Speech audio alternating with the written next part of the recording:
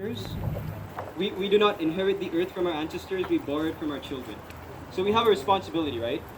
And one other reminder that I'd like to repeat again, or get repeated, is there's a sign-up sheet here floating around. Who has a sign-up sheet for North Alabama Climate Action? Okay, so back there. And sign up for the North Alabama Climate Action Facebook group if you're interested. So without... Oh, Joy. Okay, so right there as well. Okay, so without further ado, I'd like to invite the second speaker, who is a friend and fellow organizer, Jake Morrison. And he's going to be talking on environmental politics of the working class. Please give a round of applause. Woo!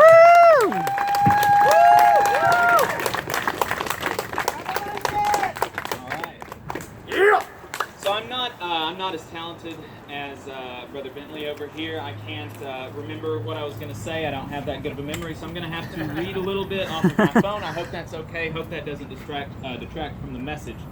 But my desire this evening is to connect action on climate change to a working class politics, and to directly connect the material interests of the working class to action on this looming issue.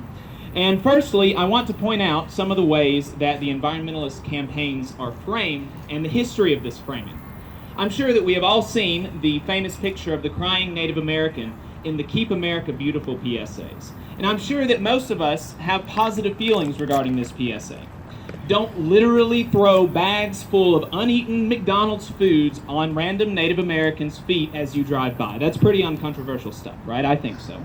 But did you know who funded those PSAs?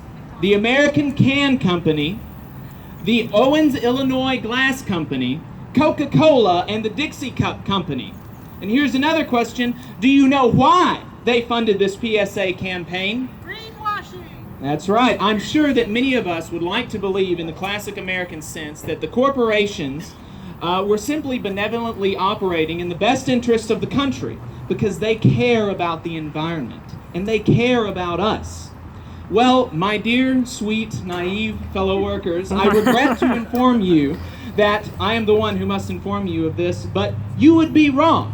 You see, originally the conversation around litter and disposable single-use products was around production and not consumption, meaning that there was a strong movement to nip this in the bud rather than to stem the tide after the dam broke.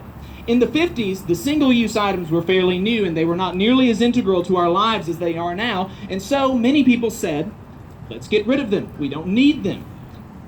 Vermont did just that, and following the leadership of Vermont state legislatures all around the country, had legislation queued up that would ban single-use items. The corporations smelled a threat to their profits, and so with this ad, and many like it, they were able to change the entire focus of the debate from the producer, the multi-million-dollar international oligopolies with immense political power, to the average, atomized, and individual consumer. So now we have a myriad of anti-litter laws, but no laws targeting companies, laws like the refillable bottle law in Finland that decreased their garbage output by almost 400,000 tons a year. We've got these anti-litter laws, but no laws remaining like the deposit law that Oregon passed in 1972, targeting corporations that decreased the number of beverage containers used in the state by 385 million.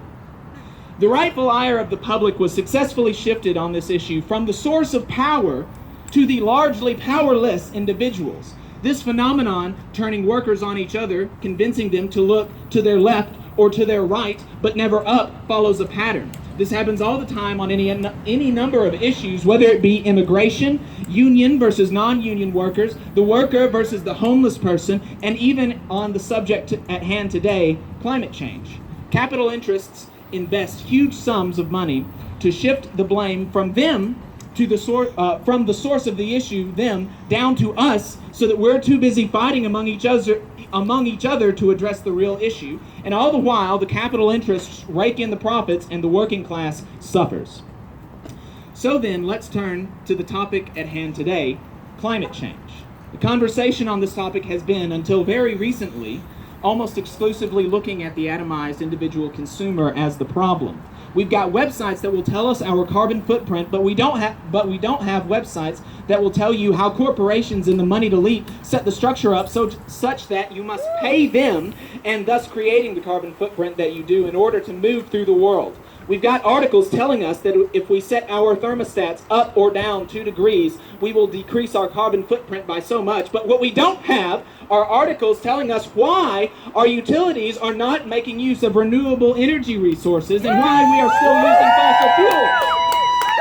The through line of much of the environmental talk, the climate change mitigation talk, is that as individual atomized consumers, we must simply consume less. This talk, as Matt Huber points out, and as my brother Bentley pointed out earlier in his talk, is that a recommendation to consume less, that we are simply living too lavishly, is hardly likely to appeal to a working class whose wages and living standards have stagnated for 2 generations.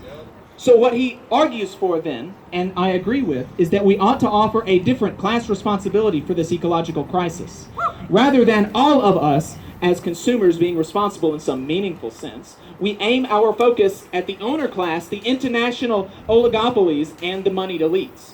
With the role of the antagonist in this narrative no longer being played by the lone atomized individual, we can move from this unhelpful narrative of guilt politics, of telling workers who have been suffering from a program of austerity over the last several decades that, counterintuitively to them, they are living too lavishly for the planet because they are in fact not. Workers are suffering.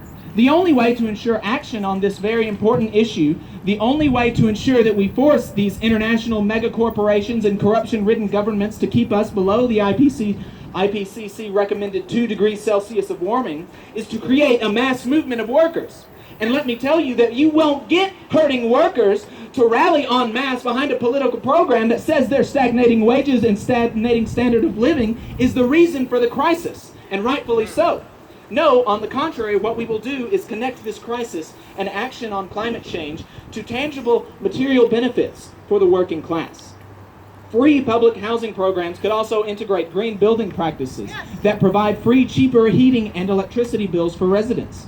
Free public transportation could fundamentally shift the over-reliance on automobiles and other privatized modes of transport. A shorter work week will mean more leisure time for the working class, and less energy will be used. What we must do then is to connect every issue to the climate crisis.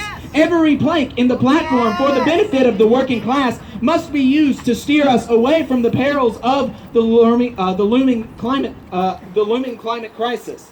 We will shift the balance of power in society from the powerful international megacorporations to the average worker, and in the process, we will be able to combat the climate crisis.